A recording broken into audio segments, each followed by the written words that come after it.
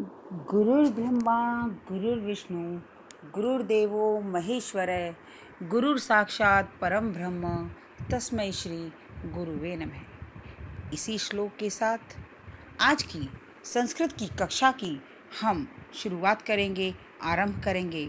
और आज इस संस्कृत कक्षा के अंतर्गत हम लघु व्याकरण पढ़ेंगे। लघु व्याकरण में हम अपने आसपास की व्यावहारिक वस्तुओं के नाम सीखते हैं। हम विभिन्न प्रकार की चीज़ों को संस्कृत में जानते हैं और समझते हैं। जी हाँ बच्चों, आपको पता है कि लघु व्याकरण के अंतर्गत हम सामान्य जीवन से संबंधित वस्तुओं के नामों को जानते हैं कि उन्हें संस्कृत में क्या कहकर पुकारा जाता है।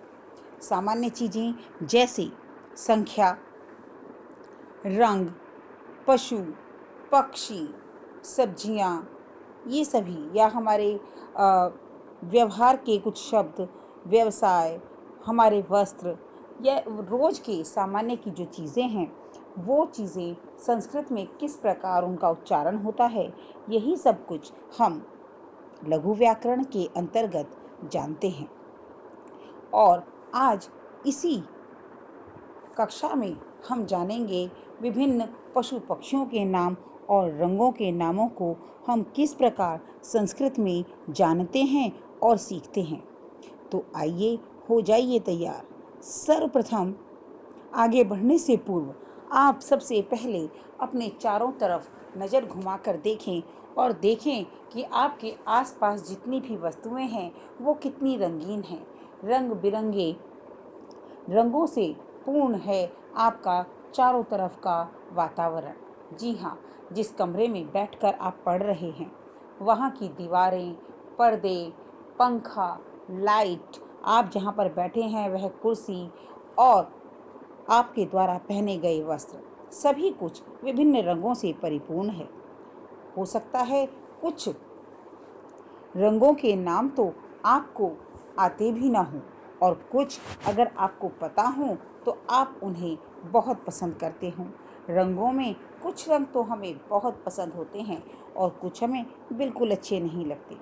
सबकी रंगों को लेकर अलग अलग धारणाएं होती हैं। रंगों की जब बात आती है तो हम इंद्रधनुष का जिक्र करना नहीं भूल सकते, जो 7 रंगों का समूह है। तो चलिए, इसी परिप्रेक्ष्य में आगे बढ़ते हुए हम शुरुआत करते हैं रंगों के नाम से। और आज हम पढ़ेंगे विभिन्न रंगों के नाम संस्कृत में और जानेंगे उनका उच्चारण। तो देखिए, अब हम शुरुआत करते हैं रंगों को समझने की और उनके उच्चारण की।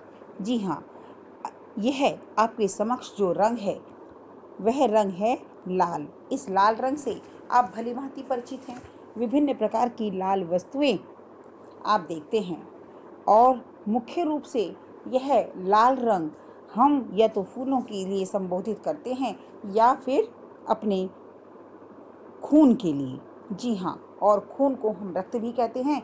इसी कारण लाल रंग को रक्तः के नाम से जाना जाता है। समझ आया आपको? रक्त है लाल। ठीक है, आगे बढ़ते हैं अगले रंग की तरफ। पीला। जी हाँ, पीला अर्थात पीतः। विभिन्न पीले रंग की वस्तुओं के नाम आप अपने मन में दोहराएं, जैसे गेंदे का फूल पीला, सूरजमुखी पीला, आम पीला, पपीता पीला। ये तो वो चीज़ें हैं जो होती ही पीले रंग की हैं, जिन्हें हम पीले रंग के माध्यम से आसानी से पहचान भी लेते हैं। इसके अतिरिक्त आपके आसपास जितनी भी पीले रंग की वस्तुएं हैं आप उन्हें पीतः और उस वस्तु का नाम लेकर पुकारें, जिससे कि आपको यह रंग अच्छे से याद हो सके। हम कह सकते हैं जैसे पीतः आम्रः।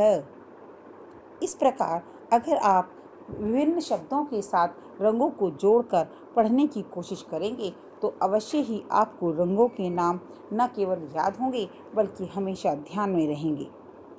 अगले रंग की तरफ बढ़ते हुए देखिए। जी हाँ, खूबसूरत अपनी विस्तृतता को साथ लिए हुए यह है नीला रंग, जिसे हम संस्कृत में नीलह के नाम से जानते हैं। नीलह, नीला रंग। अब नीले रंग की वस्तुएं दोहराएं। देखिए आपके समक्ष जो चीज़ है वह पानी सा कुछ दिखाई दे रहा है। जी हाँ, पानी, आकाश, ये दो चीज़ें ऐसी हैं जिनकी संज्ञा हमेशा नीले रंग से ही इनका विशेषण बनता है और हम इन्हें नीले रंग के कारण ही जानते हैं। यह है नीला रंग अर्थात नीलह। आगे बढ़ते हुए ये देखिए, चारों तरफ अपनी हरियाली से भरपूर यह कलर हरितह, हरा, हरितह, हरा। अब हरे रंग को जब हम देखते हैं या हरे रंग के बारे में सोचते हैं तो हमें कौन कौन सी चीज़ें याद आती हैं? जरा याद कीजिए। एक, जी हाँ, पेड़ पौधे, हरी हरी घास, खेतों की हरियाली, है ना? तो ये सब चीज़ें हमें हरे रंग से याद आती हैं और हमारे समक्ष चारों तरफ हरा भरा वातावरण, प्रसन्नता का वातावरण फैल जाता है। इसके अतिरिक्त कुछ फलों के नाम गिनवाएं, जैसे अमरूद, है ना, ककड़ी, खीरा, भिंडी, पालक, ये फल फूल और सब्जियां हरे रंग की होती हैं।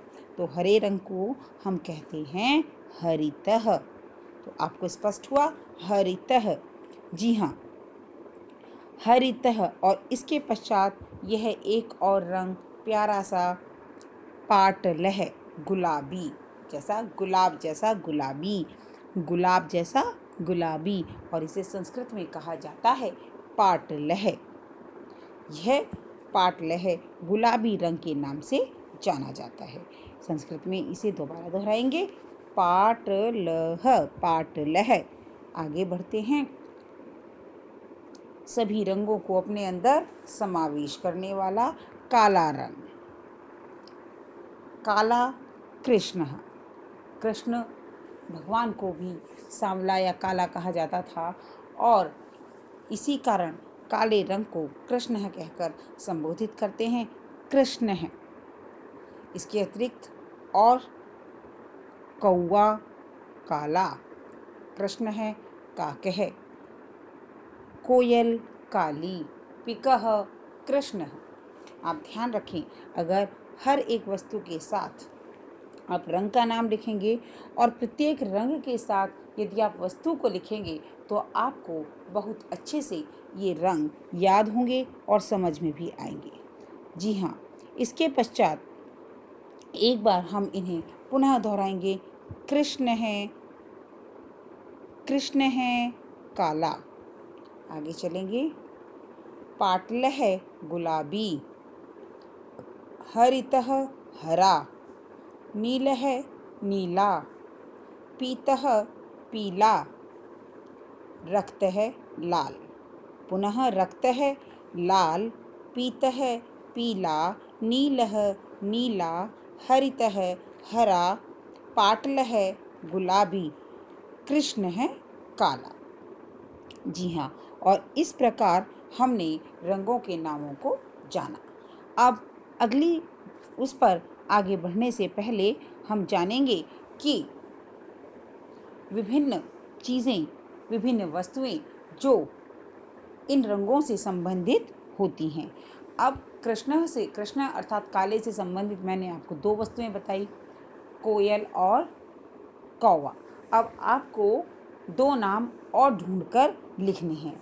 आज की इस कक्षा में इन रंगों के लिए विशेष रूप से आपका गृह कार्य यह होगा कि आप इन सभी रंगों के नाम को लिखेंगे और इनके साथ इनसे जुड़ी चार चार वस्तुओं के नाम भी लिखेंगे। रंग का नाम आप हिंदी और संस्कृत दोनों में लिखेंगे, जबकि वस्तु का नाम आप हिंदी में लिख सकते हैं। ठीक है, तो इस कार्य को आपको बड़े सुंदर तरीके से, कलात्मक तरीके से करना है। और आप ध्यान रखें कि अगर आपके पास कलरफुल पेन या पेंसिल हो तो आप उसी रंग का प्रयोग करें। जिस रंग से आप लिख रहे हैं वही रंग आप लिख रहे हों। जैसे यदि आपको कृष्ण है लिखना है तो आप ब्लैक पेन से लिख सकते हैं या ब्लैक स्केच का प्रयोग भी कर सकते हैं। इस प्रकार कार्य करने से न केवल आपका कार्य कलात्मक होगा बल्कि आप उसे रुचिपूर्ण ढंग से कर पाएंगे। जी हाँ, आज के लिए इतना ही। धन्यवाद।